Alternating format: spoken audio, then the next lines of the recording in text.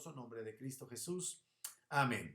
Bueno, pues amados hermanos, el día de hoy continuamos con nuestro estudio del Credo de los Apóstoles. Personalmente ha sido de mucha bendición, ha sido muy edificante, ha sido muy, ciertamente muy desafiante también, ¿verdad? Y le damos gracias a Dios por la bendición de tener su palabra y de poder de esta manera aprender más acerca de la perfecta y gloriosa obra que Él llevó a cabo. El día de hoy vamos a hablar en esta sección en donde habla acerca de la obra de nuestro Señor en su humillación. Cuando comenzamos la semana pasada, ¿verdad? A hablar ya de lo que fue que padeció bajo el poder de Poncio Pilato. Seguida a esta fórmula, pues encontramos las siguientes palabras: fue crucificado, muerto y sepultado. Hoy vamos a hablar acerca de fue crucificado, muerto, y si Dios lo concede, la próxima semana hablaremos acerca de su sepultura, y de esa manera estaremos pues terminando el aspecto relacionado con lo que es propiamente su crucifixión y su humillación, porque después de ser sepultado, que es el grado supremo, vamos a llamarlo así, lo más bajo a lo que el Señor se expuso para nuestra redención, es la humillación suprema. Pues tenemos claro que el Señor va a ser resucitado, su humanidad va a ser resucitada y comenzará lo que se conoce como la exaltación de Cristo. Entonces, cuando hablamos de que Él fue crucificado y muerto, estamos queriendo decir que nos hallamos ya en el punto clímax, en el punto climático, en la cumbre, por llamarlo más bien en la cima, con S, en la parte más profunda, ¿verdad?, de lo que fue el padecimiento que experimentó nuestro amado Señor y Salvador. Recordemos que, aunque es muy importante este asunto de la crucifixión, quiero decir que, nuevamente, que esto no significa que solamente ahí haya padecido y sufrido.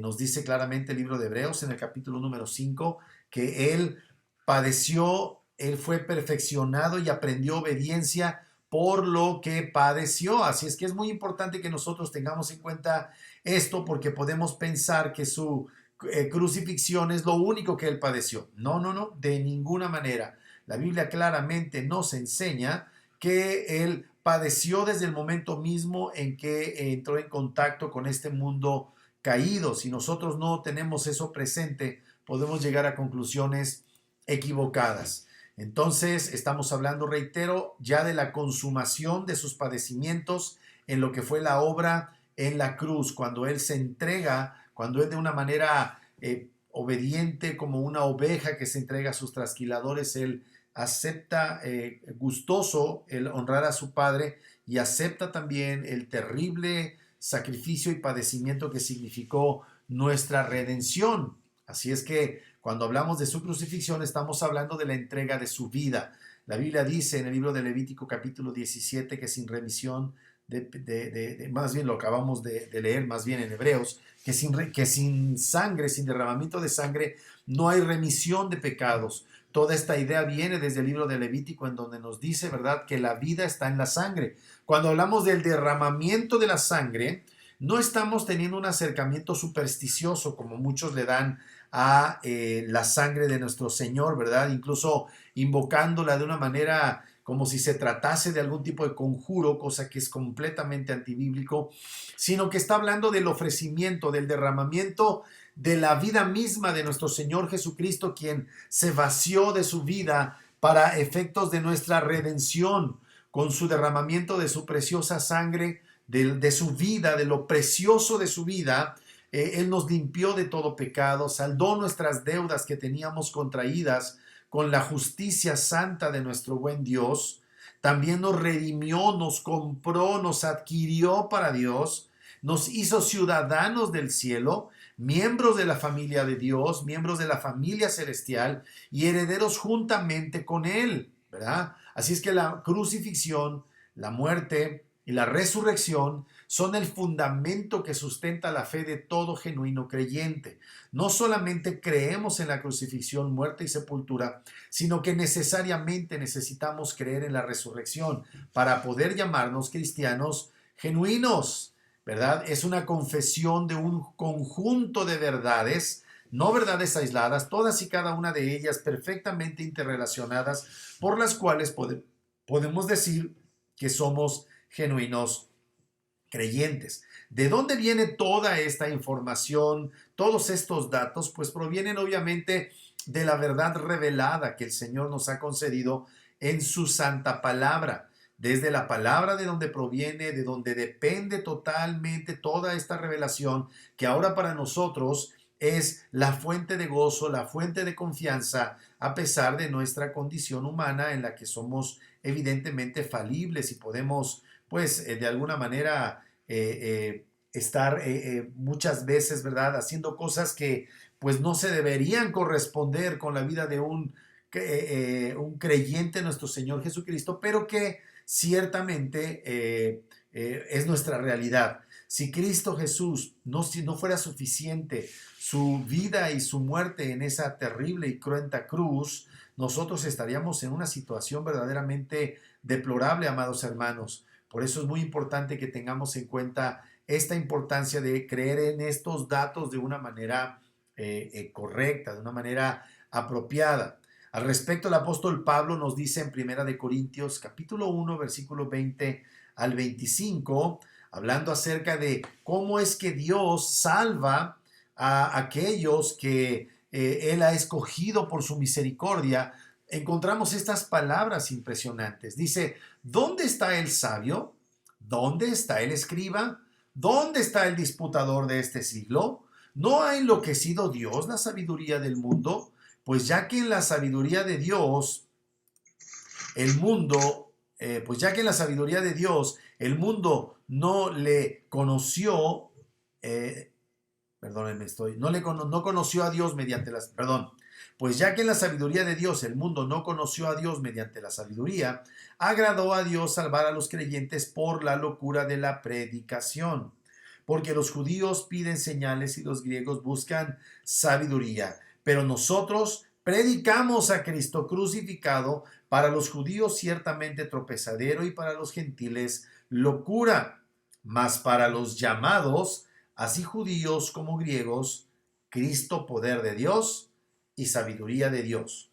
Porque lo insensato de Dios es más sabio que los hombres y lo débil de Dios es más fuerte que los hombres. Así es que aquí observamos claramente nosotros cómo por esta declaración es realmente un asunto de decreto divino que podamos decir que somos creyentes, hermanos. Es muy importante entender esto porque de otra manera podemos llegar a conclusiones equivocadas. Ciertamente, el mensaje de salvación es aceptado por algunos hombres, ¿verdad? Aunque este ofrecimiento de la salvación por medio del Evangelio sea presentado a todos los hombres, vamos, es un ofrecimiento universal que solamente es aceptado, obedecido por algunos que según el decreto de Dios fueron escogidos para llegar a creer este ofrecimiento.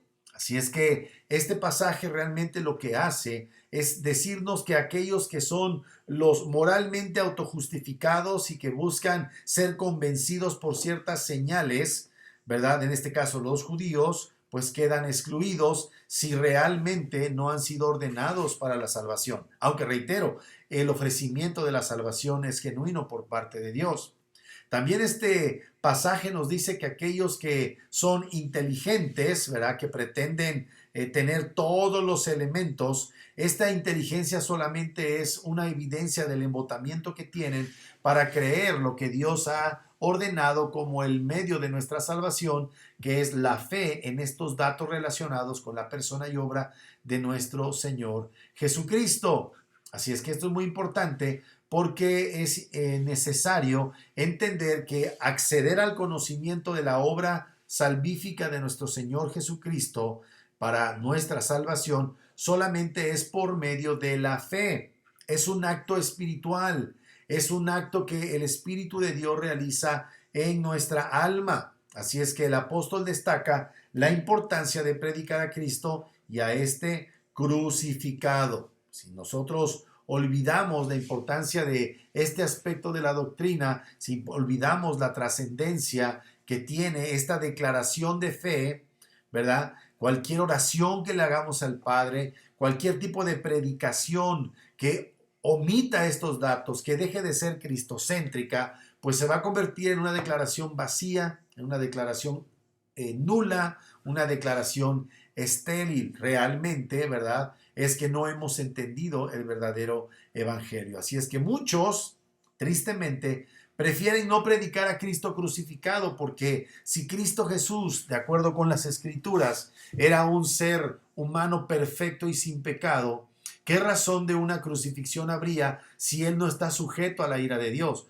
Pues evidentemente tiene que ver con nuestros propios pecados. Pero muchos no quieren hablar de los pecados que hemos cometido y que hicieron para nuestra redención necesaria la crucifixión de nuestro Señor, una crucifixión que finalmente resultó en su muerte. Así es que muchos prefieren predicar un supuesto evangelio en donde tú sales animado, sales, ¿verdad?, muy lleno de ánimo para seguir adelante con tus actividades y con tu vida, pero eso no es el evangelio.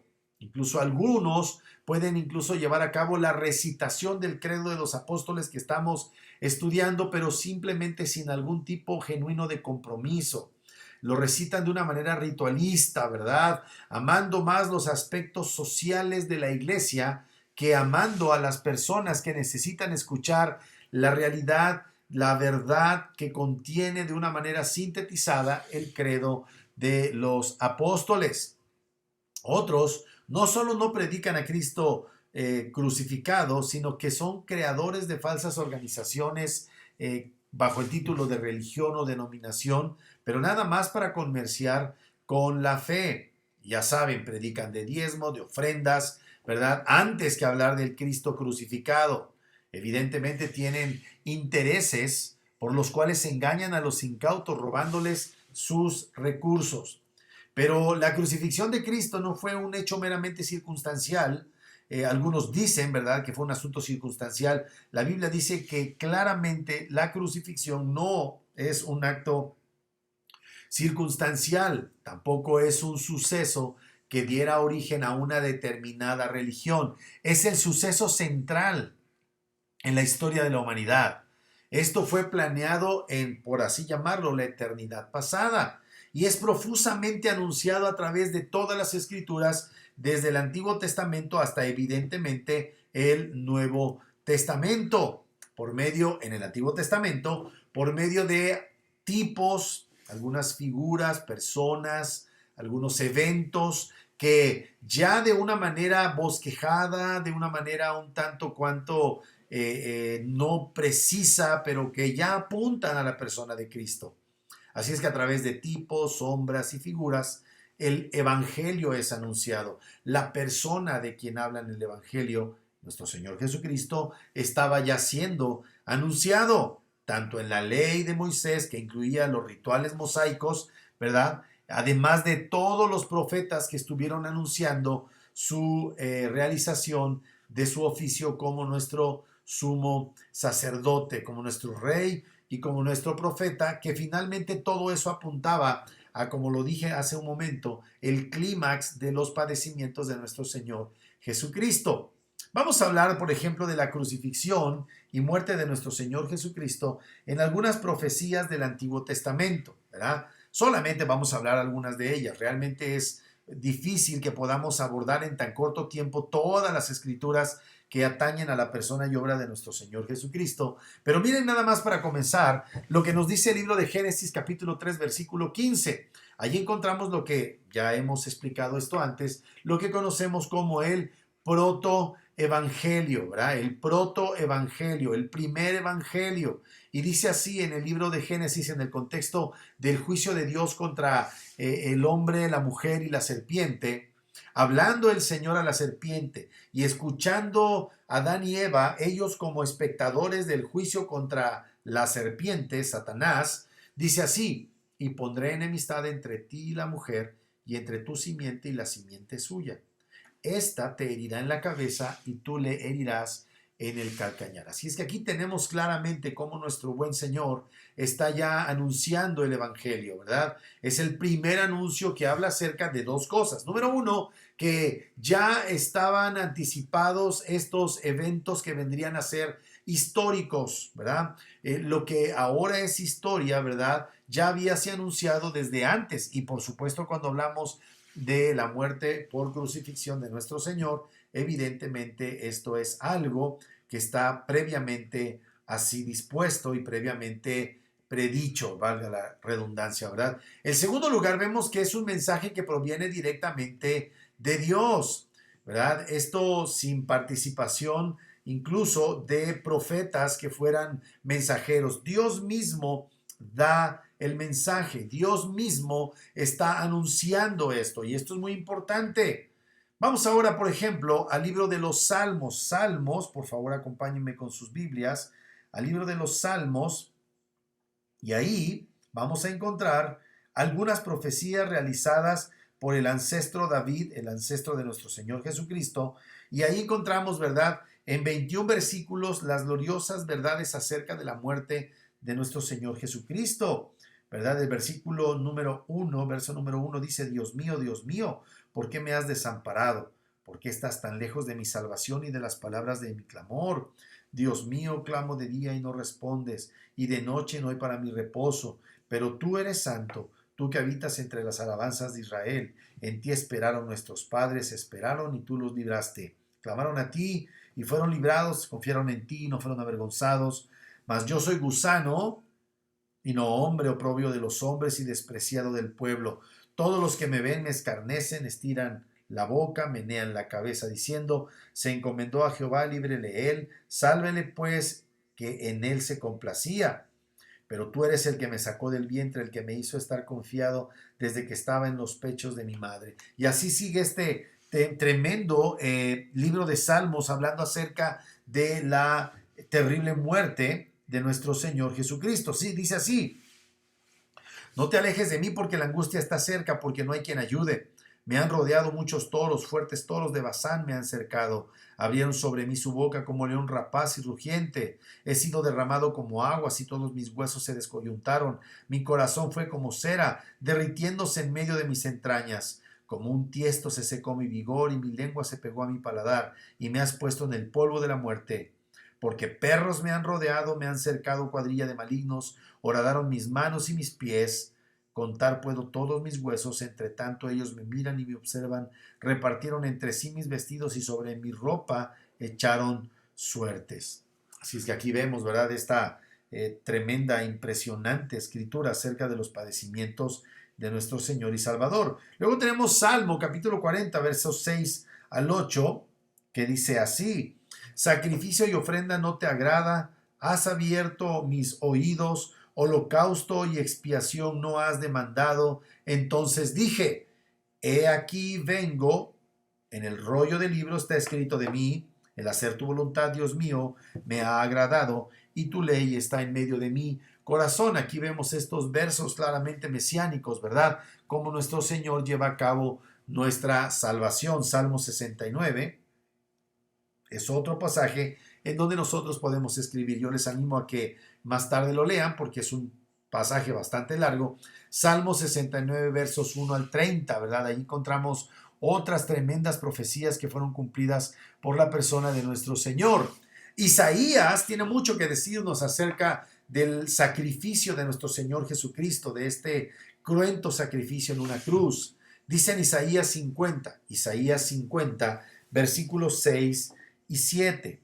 Acompáñenme, por favor. Isaías capítulo 50, versículos 6 y 7. ¿Ya están ahí? Dice así la palabra de Dios: Jehová el Señor me abrió el oído, y yo no fui rebelde, ni me volví atrás. Di mi cuerpo a los heridores y mis mejillas a los que me mesaban la barba. No escondí mi rostro de injurias ni de esputos, ¿verdad? Esto es escupitajos. Es muy interesante la expresión cuando dice ahí que el Señor, versículo número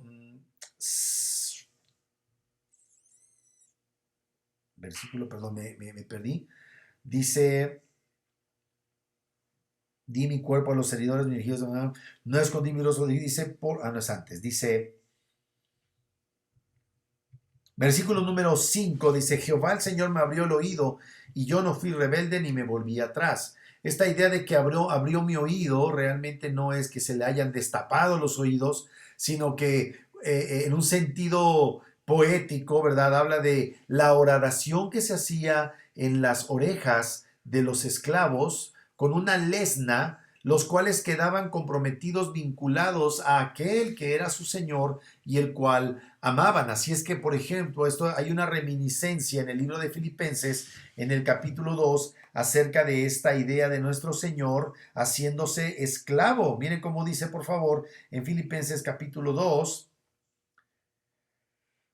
versículo Filipenses 2, a partir de este versículo número 5, dice: haya pues en vosotros este sentir que hubo también en Cristo Jesús, el cual siendo en forma de Dios, no estimó el ser igual a Dios como cosa a que aferrarse, sino que se despojó de sí mismo tomando forma de siervo. Ahí realmente es la palabra esclavo. Y recordemos que a los esclavos con una lesna se les perforaba el oído, se les, como dice Isaías, se les abría el oído, y nuestro Señor Jesucristo de una manera voluntaria se sometió como un esclavo a la voluntad del Padre y no fue rebelde. Y esto implicó, ¿verdad? Como sigue diciendo Filipenses, sino que se despojó a sí mismo tomando forma de siervo, hecho semejante a los hombres, y estando en la condición de hombre, se humilló a sí mismo, haciéndose, ojo, obediente hasta la muerte y muerte de cruz. ¿Se dan cuenta nada más de lo que está diciendo la Santa Palabra? Esto es algo verdaderamente muy pues digno de ser tomado en cuenta por nosotros para entender cuán profunda es la obra de crucifixión que llevó a cabo nuestro Señor. El mismo Isaías sigue diciendo en el capítulo número 52, Isaías 52, ahí vamos a encontrar otra escritura alusiva a esta crucifixión. Isaías capítulo número 52 es precisamente el capítulo previo a ese capítulo tremendo de la muerte del siervo de nuestro Señor. Dicen los versículos número 13 y 14 lo siguiente. Dice: he aquí que mi siervo será prosperado. Está hablando de nuestro Señor Jesucristo. Dice: he aquí que mi siervo será prosperado, será engrandecido y exaltado, y será puesto muy en alto. Como se asombraron de ti muchos, de tal manera fue desfigurado de los hombres su parecer, y su hermosura más que la de los hijos de los hombres. Así asombrará a él a muchas naciones. Los reyes cerrarán ante él la boca, porque verán lo que nunca les fue contado, y entenderán lo que jamás habían oído. Así es que aquí vemos a nuestro Señor, el más hermoso de los hombres, que en el capítulo 53 esa hermosura no es considerada como tal por los hombres pecadores. Este hombre hermoso del capítulo 52 es hermoso a los ojos de Dios. Ese hombre hermoso a los hijos de Dios tiene vinculación con el capítulo 45, cuando dice que Él es el más hermoso de los hijos de los hombres, el rey de Israel, el cual en el capítulo 53 es menospreciada la hermosura, que Dios es el que le definió como hermoso, y ahora el hombre lo ve como algo sin interés, algo sin importancia, alguien que a final de cuentas tiene unos padecimientos terribles según el propio capítulo número 53. Viendo hacia ese capítulo 53, encontramos en el versículo 12 lo siguiente. Isaías 53, 12. Por tanto, hablando de nuestro Señor Jesucristo, por tanto, después de todos los padecimientos, desde el versículo 11, dice: verá el fruto de la aflicción de su alma y quedará satisfecho. Por su conocimiento, es decir, los que lo conozcan recibirán la justicia de él. Dice: por su conocimiento justificará mi siervo, esclavo, justo a muchos, y llevará las iniquidades de ellos. Por tanto, aquí ya habla en este versículo, en el anterior habla de su humillación, en este que sigue habla de su exaltación. Por tanto, yo le daré parte con los grandes, y con los fuertes repartirá despojos, por cuanto derramó su vida, entiéndase, derramó su sangre según el lenguaje del Nuevo Testamento, por cuanto derramó su vida hasta la muerte y fue contado con los pecadores, no siendo pecador, sino conforme al capítulo 52 de Isaías, siendo el más hermoso de los hijos de los hombres, siendo el Hijo de Dios hecho hombre, él es tratado como pecador a efecto de que llevase a cabo nuestra redención, al ser contado como si fuera un pecador. Dice, sigue diciendo el versículo 12, habiendo él llevado el pecado de muchos y orado por los transgresores. Ojo, él no lleva a cabo el llevarse el pecado de todos, sino el pecado de muchos. Muy bien. El libro de Zacarías, otro libro precioso del Antiguo Testamento en donde encontramos estas profecías maravillosas acerca de nuestro Señor Jesucristo en su padecimiento, concretamente en esa cruz, ¿verdad? Entonces, en ese sentido es muy importante que nosotros podamos apreciar la gloriosa obra de nuestro Señor Jesucristo. Dice en el libro de Zacarías, en el capítulo 12, lo siguiente, vamos al versículo número 10 acerca de los padecimientos ya profetizados por Zacarías de la persona de nuestro Señor Jesucristo, la persona de la naturaleza humana de nuestro Señor Jesucristo, que fue también padecido por la naturaleza divina de nuestro Señor. Dice así, y derramaré sobre la casa de David y sobre los moradores de Jerusalén espíritu de gracia y de oración, y mire lo que dice aquí, y mirarán a mí, a quien traspasaron. Qué tremendo, la expresión traspasaron, ¿verdad? Es que hubo una horadación, lo vimos en el capítulo número 22 de Salmos, cuando nuestro Señor dice que horadaron mis manos y mis pies. Esta palabra traspasaron precisamente tiene que ver con ello. Además de que traspasaron su costado, ¿verdad? Bueno, esto es solamente por mencionar esta. Ahora vamos al capítulo 13 del mismo libro de Zacarías, hablando de estos padecimientos de nuestro Señor, de acuerdo con el estudio que estamos haciendo de el credo de los apóstoles, que habla acerca de fue crucificado y muerto. Miren lo que dice el libro de Zacarías en el Antiguo Testamento, capítulo 13 de Zacarías, versículos número 6 y 7. Ya están ahí, lo voy a leer. Dice, y le preguntarán, ¿qué heridas son estas en tus manos? Y él responderá, con ellas fui herido en casa de mis amigos.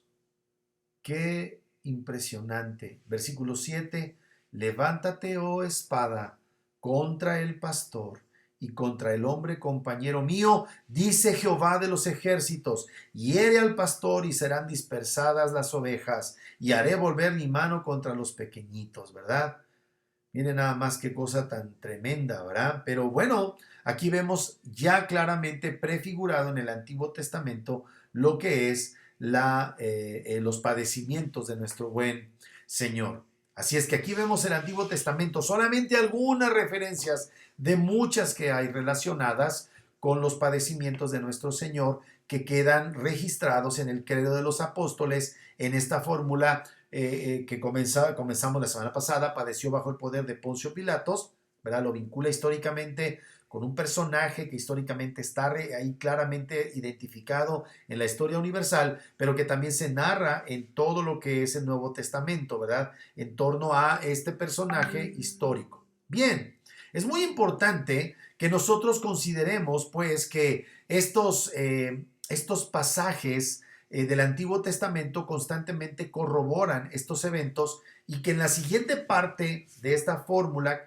padeció bajo el poder de Poncio Pilatos, tiene que ver con él, fue crucificado, muerto y sepultado. Esta tarde estamos hablando solamente de fue crucificado, muerto. Eso es la sepultura, si Dios lo concede, lo veremos la otra semana, pero vemos acá ahora cómo el Antiguo Testamento está allí claramente mostrándonos esta realidad de la obra de nuestro Señor Jesucristo como el Mesías. Bien, ahora vamos a hablar de la muerte y crucifixión de Cristo en las escrituras del Nuevo Testamento. Ciertamente, hubieron profecías en el mismo Nuevo Testamento relacionadas con este padecimiento que llevó a nuestro Señor a la cruz. La cruz, lo quiero reiterar, no es nada más eso lo que padeció, es el clímax, el punto climático de los padecimientos de nuestro Señor que comenzaron desde el momento en que Él se introdujo en el mundo. Pero bueno, en el Nuevo Testamento hay profecías acerca de la crucifixión de nuestro Señor Jesucristo, ¿verdad? Vemos claramente en el Evangelio según Mateo, Mateo capítulo 16, cómo nuestro Señor después de estar estando en Cesarea Filipo, le hace esta pregunta tremenda, tan trascendente para nuestra fe a sus discípulos, ya para este momento apóstoles, ya estando él comisionándolos. Dice en el versículo número 13, viniendo Jesús a la región de Cesarea de Filipo, preguntó a sus discípulos diciendo, ¿quién dicen los hombres que es el Hijo del Hombre? Ellos dijeron, unos Juan el Bautista, otros Elías, otros Jeremías o alguno de los profetas. Él les dijo, ¿y vosotros quién decís que soy yo? Respondiendo Simón Pedro dijo, tú eres el Cristo, el Hijo del Dios viviente. Entonces le respondió Jesús, bienaventurado eres, Simón, hijo de Jonás, porque no te lo reveló carne ni sangre, sino mi Padre que está en los cielos. Y yo también te digo que tú eres Pedro, y sobre esta roca edificaré mi iglesia, y las puertas del Hades no prevalecerán contra ella. Y a ti te daré las llaves del reino de los cielos, y todo lo que atares en la tierra será atado en los cielos, y todo lo que desatares en la tierra será desatado en los cielos. Entonces mandó a sus discípulos a que nadie dijese que él era Jesús el Cristo. Versículo 21, observen esto, desde entonces, o sea, ya que el Señor se le reveló claramente, ya hizo una declaración, Dios el Padre inspira por el Espíritu Santo a Pedro para hacer la confesión de que Cristo Jesús es el Cristo de Dios, es el Mesías enviado por Dios, ¿verdad? Ahora ya no hay lugar a dudas, ya hasta les dice, cállense, no digan nada al respecto. Y entonces él empieza a profetizar y empieza de una manera insistente a hacerles ver a sus discípulos que su noción de un Mesías de orden político, militar, no era el adecuado, no era el que había sido prometido en el Antiguo Testamento. Por eso desde entonces, versículo 21, comenzó Jesús a declarar a sus discípulos que le era necesario ir a Jerusalén y padecer mucho de los ancianos, entiéndase los gobernantes de los judíos, de los principales sacerdotes y de los escribas, y ser muerto y resucitar al tercer día. Para ese momento esta era evidentemente una profecía que finalmente se cumplió, pero que está acorde con las profecías del Antiguo Testamento. Versículo 22. Entonces Pedro, tomándole aparte, comenzó a recomendarle diciendo, Señor, ten compasión de ti, en ninguna manera esto te acontezca. Pero él, volviéndose, dijo a Pedro, quítate de delante de mí, Satanás, me eres tropiezo porque no pones la mira en las cosas de Dios, sino en las de los hombres. Así es que el Señor aquí reprende duramente a Pedro, quien se está oponiendo precisamente a esta razón de ser de la humanización, o no es la palabra correcta, de esta asunción de humanidad por parte de nuestro Señor Jesucristo, el cual tenía que padecer. Otra vez el Señor en Lucas capítulo 18 nos va a hablar acerca de cómo Él está alertando a sus discípulos acerca de la necesidad de su crucifixión. No porque Él necesitase morir por nosotros, sino porque nosotros necesitábamos que Él muriera por nosotros. Versículo número 31 al 34 de Lucas 18. Lucas capítulo 18, versículo 31 al 34. Tomando Jesús a los 12 les dijo, he aquí subimos a Jerusalén y se cumplirán todas las cosas escritas por los profetas acerca del Hijo del Hombre, pues será entregado a los gentiles y será escarnecido y afrentado y escupido, y después que le hayan azotado le matarán, mas al tercer día resucitará. Pero ellos nada comprendieron de estas cosas, y esta palabra les era encubierta y no entendían lo que les decía. ¿Cuándo van a entender? Hasta que nuestro Señor resucite.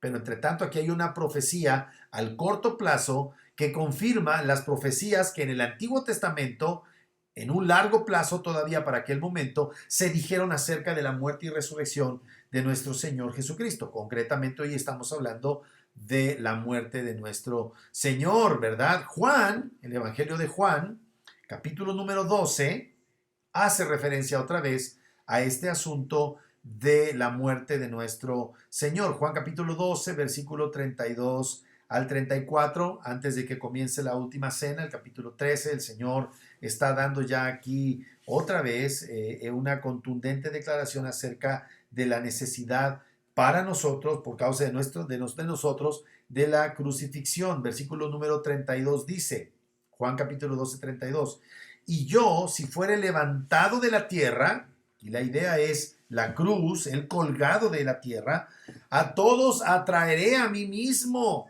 Y decía esto dando a entender de qué muerte iba a morir.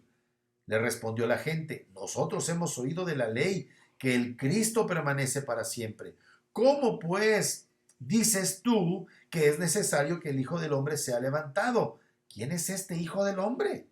Versículo 35, ¿verdad? Jesús les dijo, aún por un poco está la luz entre vosotros, andad entre tanto que tenéis la luz para que no os sorprendan las tinieblas, porque el que anda en tinieblas no sabe a dónde va. Entonces, aquí vemos que nuestro Señor les dice esta verdad, pero esta verdad les está encubierta. Pero ya nos está diciendo ahí el Señor de qué muerte Él iba a morir. Así es que cuando vemos todos estos pasajes, no todos, algunos acerca de la resurrección, acerca de la muerte de nuestro Señor por crucifixión, tenemos que tanto el Antiguo Testamento como el Nuevo Testamento convergen en este gran evento. Es a lo que se refiere Efesios cuando habla acerca de la enseñanza de los profetas o apóstoles y profetas, ¿verdad? Está hablando de los profetas del Antiguo Testamento, no de esta forma equivocada ahora, ¿verdad? De que cualquiera se autodenomina profeta, ¿verdad? Cuando lo que son nada más son mercachifles. Así es que tenemos que tener mucho cuidado a la hora de leer las Escrituras y darnos cuenta que nuestra fe es apostólica, porque los apóstoles toman lo que ya había sido prometido en el Antiguo Testamento, el Señor les revela y de esa manera complementa toda la información necesaria para que nosotros podamos tener en qué creer, ¿verdad? Entonces, es evidente que el Señor ha prometido, ha llevado a cabo un propósito divino de redimirnos que fue anunciado por los profetas, que fue anunciado por el Señor Jesucristo mismo. Y ya vimos que la primera referencia en Génesis capítulo 3, pues evidentemente fue anunciado por la Trinidad misma, ¿verdad? En su momento pudo no ser comprendido, pero bendito sea Dios que ahora tú y yo podemos entender estas maravillosas verdades, ¿verdad? Entonces, había muchísima confusión en el pueblo de Israel, incluso durante algún tiempo de los apóstoles, quienes tenían sus esperanzas fincadas en la instauración de un reino mesiánico de índole terrenal.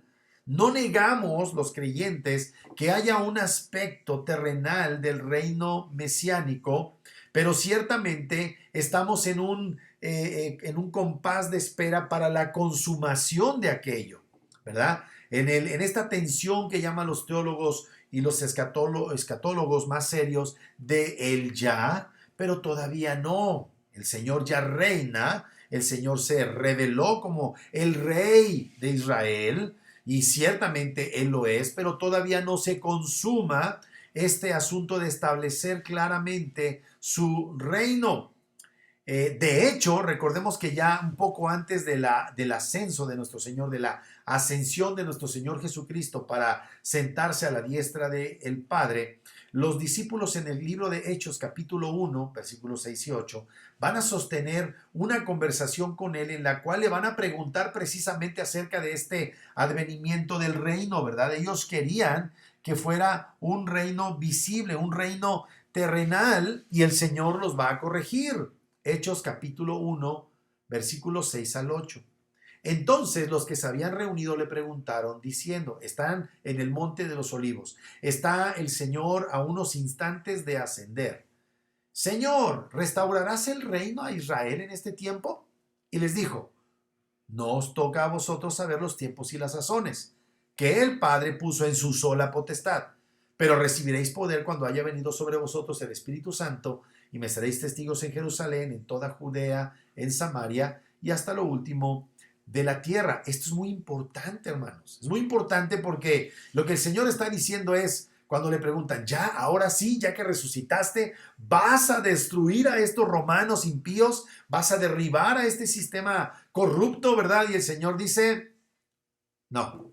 Entre tanto que yo regreso, ustedes tienen que llevar a cabo por el poder del Espíritu Santo la predicación del Evangelio, que es el poder de Dios para salvación. Así es que aquí vemos este versículo en donde ya, pero todavía no, entre que el Señor viene a la tierra, se encarna, vive una vida perfecta, muere en una cruz por nosotros los pecadores, es sepultado, resucitado al tercer día y ascendido a los cielos para sentarse a la derecha de Dios Padre. Entre ese momento histórico y su retorno, que será el establecimiento absoluto, hay una labor solamente que tenemos que llevar a cabo los cristianos, que es la predicación del Evangelio por el poder del Espíritu Santo. Y es exactamente el credo de los apóstoles, hermanos, la síntesis del Evangelio. Por eso es tan importante que nosotros hagamos memoria y estamos constantemente recitando, en el mejor de los sentidos, más que recitando, confesando el credo de los apóstoles, porque afirma nuestra fe y nos da recursos para presentar el Evangelio, y quiera Dios, por el poder de su Espíritu Santo, bendecir esta predicación de la esencia del Evangelio, que es el credo de los apóstoles, para la salvación de muchos. ¿Cuándo regresará el Señor? Es un asunto que está en la sola potestad de el Padre. El Señor nos dijo, ¿verdad? Señor, volverás, vas a establecer tu reino. Y el Señor les dice, este es un asunto que no les interesa. Su interés debe estar en la predicación del Santo Evangelio. Entonces es muy importante que entendamos correctamente el plan de Dios para poder predicarlo hasta lo último de la tierra. Primero, debemos entender que hay que predicar la muerte, resurrección y ascensión de nuestro Señor Jesucristo, tal como fue profetizada. Segundo, es necesaria la venida del Espíritu Santo para que seamos investidos del poder para llevar a cabo nuestra misión de anunciar el Evangelio, ¿verdad? Por eso el Señor prometió en Juan 14, 26 lo siguiente, hablando del Espíritu Santo: mas el Consolador, el Espíritu Santo, a quien el Padre enviará en mi nombre, Él os enseñará todas las cosas y os recordará todo lo que yo os he dicho. ¿Se dan cuenta? El Señor en capítulo 14 promete la venida del Espíritu Santo. Él vuelve a afirmar en el capítulo 1 del libro de los Hechos la necesidad del Espíritu Santo para ser eficaces en la predicación del Evangelio. El Evangelio, mis amados, no es un tema que solo puede anunciar el gran elocuente, una persona, ¿verdad?, que tenga exquisitez en sus palabras, ¿verdad? No, no, no. El Evangelio debe ser predicado por todos los creyentes, y es Dios el que en su misericordia usa nuestra articulada presentación del Evangelio, los datos acerca de la persona y obra de Cristo, para el nuevo nacimiento, para la salvación de aquellos que habrán de venir a los pies de Cristo. Así es que, sin el cumplimiento de estos dos asuntos, que es el hecho de que se predique el Evangelio y que el Espíritu Santo esté con nosotros para predicar ese Evangelio, que es el poder de Dios, con poder, valga la expresión, es imposible que nosotros podamos ser efectivos en la predicación. Si esto fue cierto con los apóstoles, por supuesto que es cierto para nosotros. Así es que, regresando al tema de la crucifixión y muerte de nuestro Señor Jesucristo, es impresionantemente pasmosa la exactitud de todas estas profecías, ¿verdad? No solamente el Señor nos dice la forma en que habría de ocurrir, nos dice la hora exacta en que se iba a consumar. A esto se refiere el Evangelio de Juan, cuando el Señor le dice a su Padre: la hora ha llegado. Glorifica al Hijo con la gloria que tenía antes de la fundación del siglo.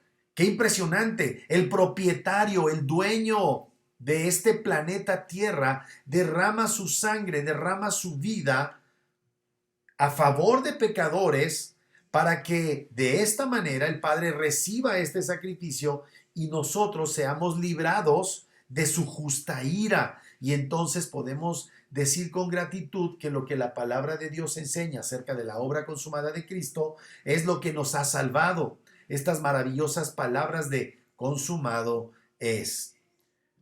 ¿Pudo ser evitado el sacrificio de nuestro Señor Jesucristo? Es decir, Él pudo haberse resistido. Bueno, el Señor le dice a Pedro cuando Él es arrestado, ¿verdad? Ustedes recordarán que Pedro saca una espada y le mocha, ¿verdad?, le corta la oreja a Malco, que el Señor le dice que detenga la espada porque el Señor podría traer a legiones, 12 legiones de ángeles para librarlo de esta situación, ¿verdad? Y ciertamente él tendría los recursos para llevarlo a cabo, pero era un decreto ineludible. Era un decreto de la Trinidad que nuestro Señor muriera en la cruz. Es una imposible posibilidad, inalterable el decreto por el cual Él tendría que ir a morir. Era ineludible, inalterable y cierto que Él tendría que morir. Así que soberanamente, por su propia voluntad, fue a la cruz, como dice nuestro querido hermano Pedro en el capítulo 1 de su primera carta, primera de Pedro, capítulo 3, versículo 18, ¿verdad? El justo muere por los injustos para llevarnos a Dios. En ninguna parte en las Escrituras vamos a encontrar que somos tan valiosos que por eso el Señor vino a morir. Eso es como si el que tuviera la necesidad de nosotros es Cristo, que se vio impelido por esa necesidad de salvarnos por nuestro gran valor, ¿verdad? Que por eso murió. De ninguna manera, no es así. Somos humanos injustos y era necesaria la muerte y padecimiento del único justo para nuestra salvación, por nuestra terrible necesidad de salvación. Y la Biblia nos habla no solamente, ¿verdad?, de la cruz como instrumento, sino de los terribles padecimientos, la tortura que representaba estar colgado en una cruz. Es probable que no haya una muerte más horrible que se haya podido concebir. A la cruz, que fue una invención no de los romanos, sino del imperio asirio, el cual crucificaba a sus enemigos, los empalaba, ¿verdad? Y llegaron los romanos y lo perfeccionaron a un punto verdaderamente espantoso. Versículo número 17, Juan 19, por favor. Vamos para Juan capítulo 19. Ya vamos a leer unos versículos allí. Juan capítulo 19, versículos 17 al 37. El título que ponen ahí, que no es un título inspirado, es Crucifixión y muerte de Jesús. Dice así: y él, cargando su cruz, salió al lugar llamado de la calavera, y en hebreo Gólgota, y allí lo crucificaron, y con él a otros dos, uno a cada lado y Jesús en medio. Escribió también Pilato un título que puso sobre la cruz, el cual decía: Jesús Nazareno, Rey de los Judíos. Y muchos de los judíos leyeron este título porque el lugar donde Jesús fue crucificado estaba cerca de la ciudad, y el título estaba escrito en hebreo, en griego y en latín. Dijeron a Pilato los principales sacerdotes de los judíos: no escribas Rey de los Judíos, sino que él dijo: soy Rey de los Judíos. Respondió Pilato: lo que he escrito, he escrito. Cuando los soldados hubieron crucificado a Jesús, tomaron sus vestidos e hicieron 4 partes, una para cada soldado. Tomaron también su túnica, la cual era sin costura, de un solo tejido de arriba abajo. Entonces dijeron entre sí: no la partamos, sino echemos suerte sobre ella, a ver de quién será. Esto fue para que se cumpliese la escritura que dice: repartieron entre sí mis vestidos y sobre mi ropa echaron suertes. Salmo 22. Y así lo hicieron los soldados. Estaban junto a la cruz de Jesús su madre y la hermana de su madre, María, mujer de Cleofas, y María Magdalena. Cuando vio Jesús a su madre y al discípulo a quien él amaba, que estaba presente, dijo a su madre: mujer, he aquí tu hijo. Después dijo al discípulo: he aquí tu madre. Y desde aquella hora el discípulo la recibió en su casa. Después de esto, sabiendo Jesús que ya todo estaba consumado, dijo, para que la escritura se confiese: tengo sed. Y estaba allí una vasija llena de vinagre. Entonces ellos empaparon en vinagre una esponja y poniéndola en un hisopo se la acercaron a la boca. Cuando Jesús hubo tomado el vinagre, dijo: consumado es, y habiendo inclinado la cabeza, entregó el espíritu. Entonces los judíos, por cuanto era la preparación de la Pascua, a fin de que los cuerpos no quedasen en la cruz en el día de reposo, pues aquel día era día de reposo, era de gran solemnidad, rogaron a Pilato que les quebrase las piernas y fuese quitado de allí. Vinieron pues los soldados y quebraron las piernas al primero y asimismo a otro que había sido crucificado con él. Mas cuando llegaron a Jesús, como le vieron ya muerto, no le quebraron las piernas, pero uno de los soldados le abrió el costado con una lanza y al instante salió sangre y agua. Y el que lo vio dio testimonio y su testimonio es verdadero. Y él sabe que dice verdad, para que vosotros también creáis, porque estas cosas sucedieron para que se cumpliese la escritura: no será quebrado un hueso suyo. Eso lo encontramos en Éxodo capítulo 12, versículo 46, y en Números capítulo 9, versículo 12, en donde se hace referencia a que al Cordero Pascual no se le debía romper ningún hueso. Finalmente el versículo 37 de Juan 19 y también otra escritura dice, mirarán al que traspasaron, como vimos hace un momento en nuestra lectura de Zacarías capítulo 12 versículo 10. Así es que aquí tenemos estas escrituras que nos dicen en qué momento se lleva a cabo la consumación de nuestra redención. Así es que es terrible ver la necedad, la indiferencia, el desenfado que tienen los seres humanos respecto a la agonía de Jesús, que reitero, experimentó el clímax de sus padecimientos en la cruz. Solamente si has nacido de nuevo te puedes percatar de cuán terrible fue lo que nuestro Señor Jesucristo experimentó para nuestra redención y que tuvo su clímax en la cruz. Desde el punto de vista teológico, claro está que mucho se ha hablado, mucho se ha hablado y escrito acerca de los padecimientos terribles que conoció nuestro Señor, todas estas vejaciones que sufrió, ¿verdad? Todas estas flagelaciones, estas coronas de espinas, la manera tan ruin, tan vil en la que los seres humanos llevamos a cabo estas acciones en contra de nuestro Señor. Quizá no como los romanos de manera material, pero sí de una manera en la cual nuestros pecados acusan que era necesaria la salvación de alguien superior a nosotros en valor y gloria para que pudiéramos ser salvados de la justa ira de Dios. Así es que cuando tenemos en cuenta que estas heridas y estos padecimientos se han transformado en el manantial de vida para nosotros, no podemos sino agradecerle a Dios que siendo pecadores podamos disfrutar de su maravillosa gracia.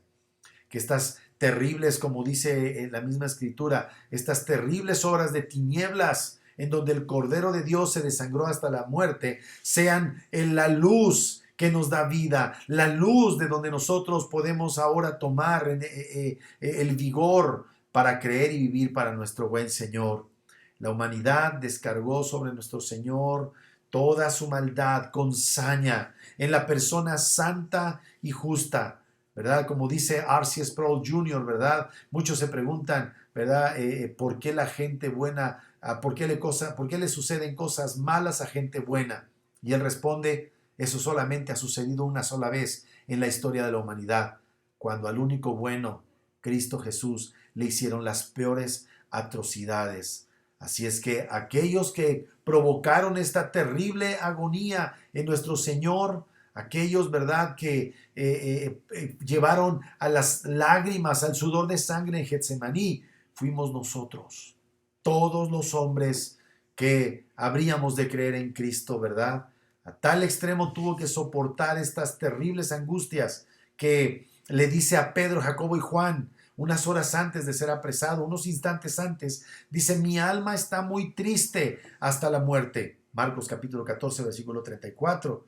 El doctor Lucas nos dice también acerca de esto, ¿verdad? En el Getsemaní, en Lucas 22, versículos 42 al 44, estando en agonía, oraba más intensamente, Padre, si quieres, pasa de mí esta copa, pero no se haga mi voluntad sino la tuya.